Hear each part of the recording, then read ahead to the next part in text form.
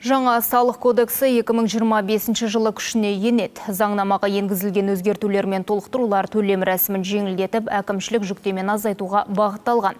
Сондай-ақ ережелерде шағын және орта кәсіп пен жеке тұлғалардың жұмысын оңтайландырып, қолайлы жағдай жасауға мүмкіншіліктер қарастырылады.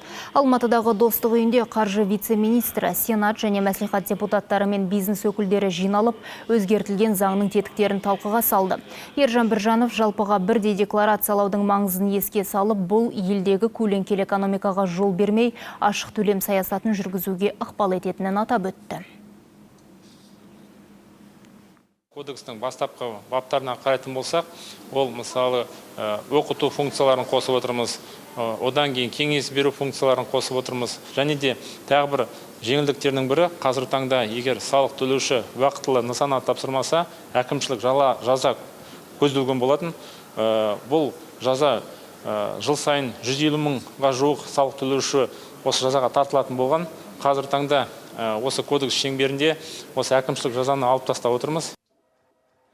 Еске салайық, бірнеше ай бұрын ашық нормативті құқықтық акт порталында салық және бюджетке төленетін басқа да міндетті төлемдер туралы құжат жарияланып талқыға алынды.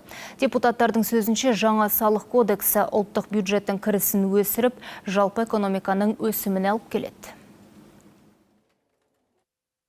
Салық кодексі өте маңызды. Неге десеңіз, бұл бізді инвестициялық тартымдылықты еліміздің көтеретін, көлеңкелі экономиканы төмендетіп, кәсіпкерлердің жұмыс жасауына өте ыңғайлы жағдай жасайтын салық кодексі деп айтқан болатын. Соған байланысты бізде үкімет тарапында, парламент тарапында көптеген кездесулер болды.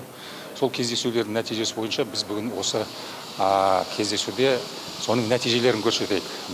Жұмыс тобының отырысына тағы да талдау керектігі болатын болса, сол талдау мәселелерінде ақылдасу мақсатында жиналып отырмыз.